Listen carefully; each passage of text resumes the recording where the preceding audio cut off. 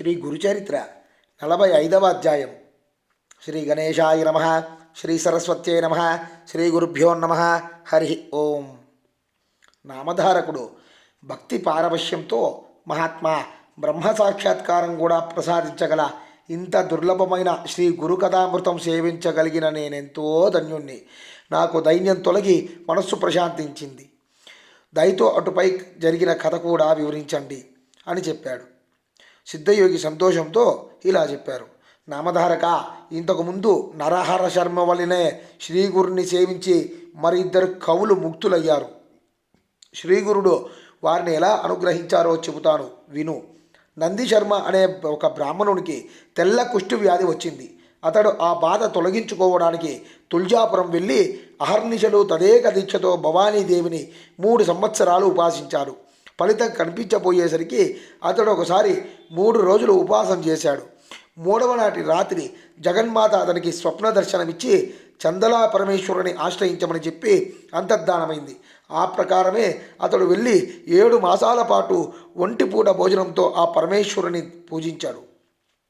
అప్పుడు ఒకనాటి రాత్రి ఆ దేవి స్వప్న దర్శనమిచ్చి గంధర్వపురంలో విజయం చేస్తున్న త్రిమూర్త్యావతారమైన శ్రీ నృసింహ సరస్వతి స్వామి అనే యతీశ్వరుణ్ణి ఆశ్రయించమని చెప్పి అంతర్ధానమైంది.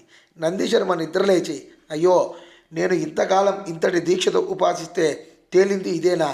దేవి, ఈ మాట మొదటే చెబితే నేను ఇక్కడికి వచ్చేవాణ్ణే కాదు.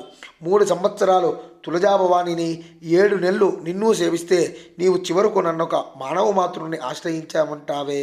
నీ దేవత్వం ఏమైంది? అలా చెప్పడానికి పరాశక్తివైన నీకు సిగ్గు వేయడం లేదా? 7 నెలలు తపస్సు చేసి నేను తెలుసుకున్నది నీకు శక్తి లేదు అనా? నీ వల్ల కాదు అని మొదట చెబితే నాకింత కష్టమైనా తప్పేది కదా అని వాపోయాడు.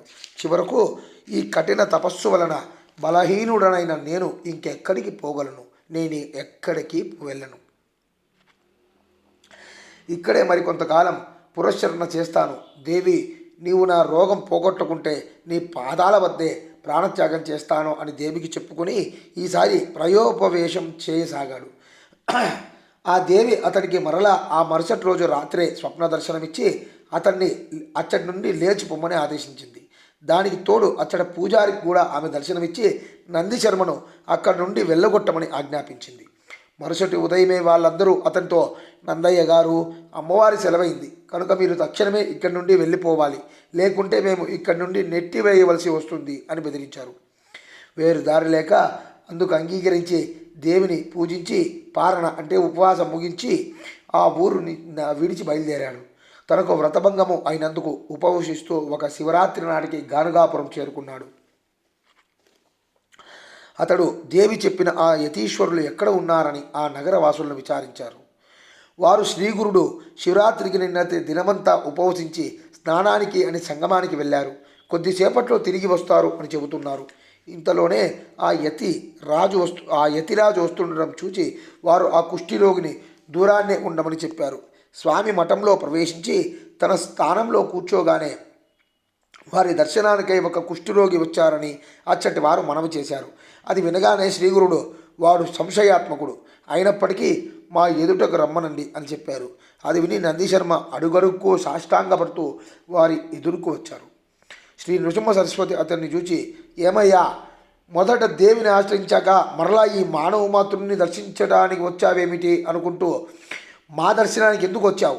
నీకు విశ్వాసం లేకుంటే దేవి మాత్రం ఆదేశిస్తే ఎందుకు రావడం అన్నారు. వెంటనే ఆయన సర్వజ్ఞులు అని తెలుసుకొని నందిశర్మ పశ్చాత్తాపంతో సాష్టాంగ నమస్కారం చేసి ఇలా అన్నాడు. స్వామి, నేను మూఢుడను. శుద్ధ సత్వస్వరూపులైన మీ యొక్క దృష్టి నాపై ప్రసరింపజేయడం వల్ల నాలోని తమోగుణం అంతరించింది. పాపాత్ముడనైన నేను మీరు మాయాతీతులని సాక్షాత్తు పరబ్రహ్మస్వరూపులని తెలుసుకోలేకపోయాను. నేడు తమ దర్శనం వలన నా పాపాలన్నీ నశించాయి.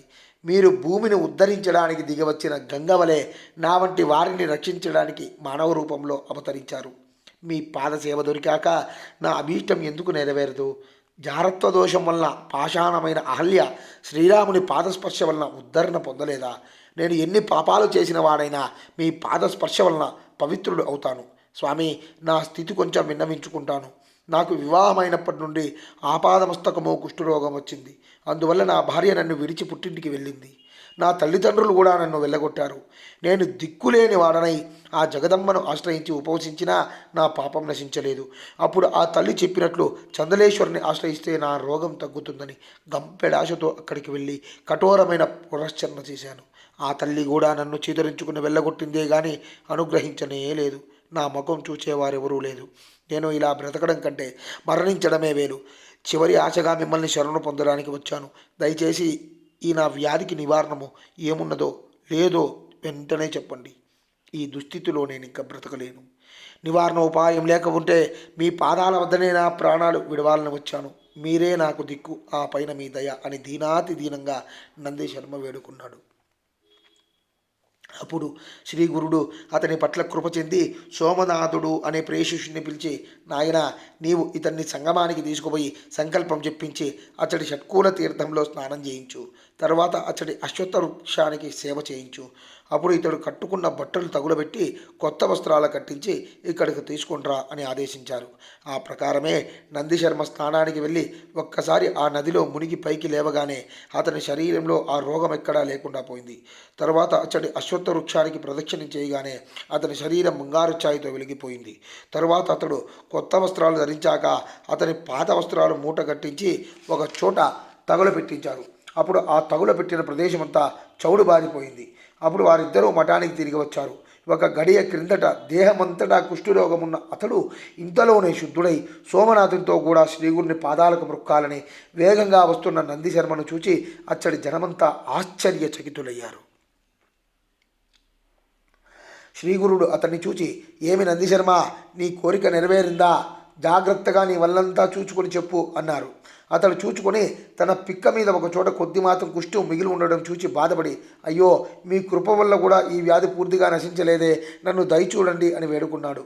శ్రీగురు, నాయనా, నీవు దేవతల వల్ల గాంధీ ఒక మానవ మాతృని వలన ఎలా సాధ్యమవుతుంది అని సంశయించినంత మేరకు ఈ వ్యాధి మిగిలింది.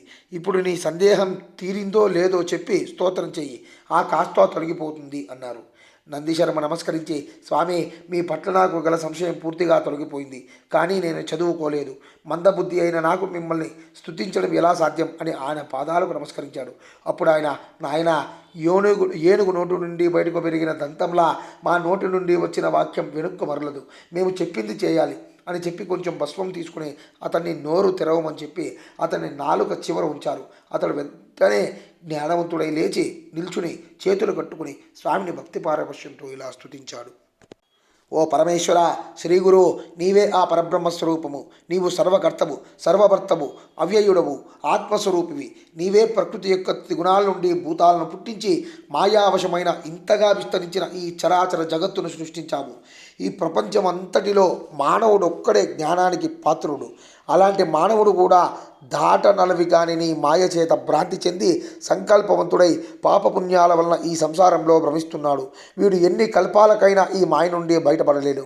ఒకప్పుడు సత్కర్మల వలన ఊర్ధ్వలోకాలకు పోయినా ఆ పుణ్యం ఏమవుగానే కిందకు వచ్చి చంద్రమండలంలో పడతాడు. తర్వాత వర్షంతో పాటు భూమికి చేరి అన్నమవుతాడు.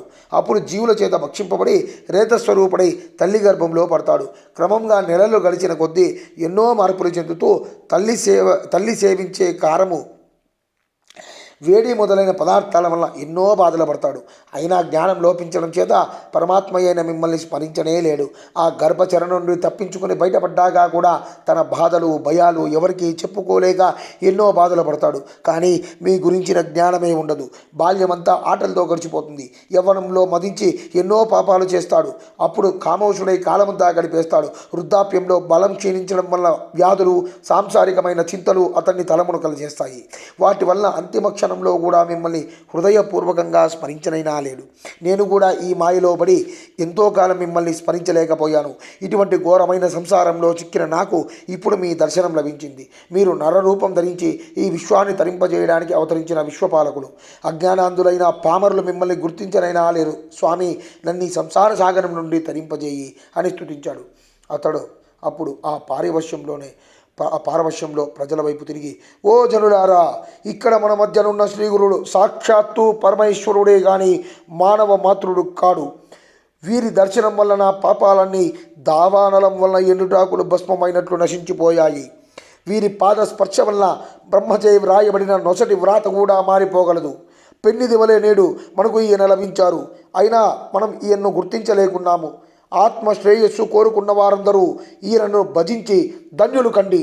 ఈయన మహాత్మ్యాన్ని నేను ఎంతని వర్ణించను. వాక్కుకు మనస్సుకు అతీతమైన ఈయన మహిమను వర్ణించబోయి వేదమే మూగబోయింది అని ఇక నోట మాట రాక ఆనంద బాష్పాలు కారుస్తూ నిల్చుండిపోయాడు. అతడు చేసిన స్తోత్రానికి సంతోషించిన శ్రీగురుడు అచ్చటి వారితో, ఈ బ్రాహ్మణుడికి కవీశ్వరుడు అని బిరుదిస్తున్నాము. నేటి నుండి అందరూ ఇతన్ని కవీశ్వరుడనే పిలవండి అని చెప్పారు. ఇంతలో తన పారవశ్యం నుండి తెప్పరిల్లిన నందిశర్మ తన శరీరం పరిశీలించుకున్నాడు. అంతకుముందు మిగిలిన కొద్దిపాటి కుష్టు కూడా మటుమాయమవడం గమనించి సంతోషంతో స్వామికి నమస్కరించాడు. నాటి నుండి నందిశర్మ శ్రీగురుని సేవిస్తూ ఆయన మహత్యాన్ని కీర్తిస్తూ స్వామి సన్నిధిలోనే ఉండిపోయాడు. ఇటువంటి కవీశ్వరుడే మరొకడు కూడా శ్రీగురుని సేవించి ధరించాడు. శ్రీ దత్తాయ గురవే నమః. శ్రీ శ్రీపాద శ్రీవల్లభాయ నమః. శ్రీ నృసింహ సరస్వత్యే నమః. ఇది శ్రీ గురుచరిత్ర 45వ అధ్యాయం సమాప్తం. జై గురుదత్త.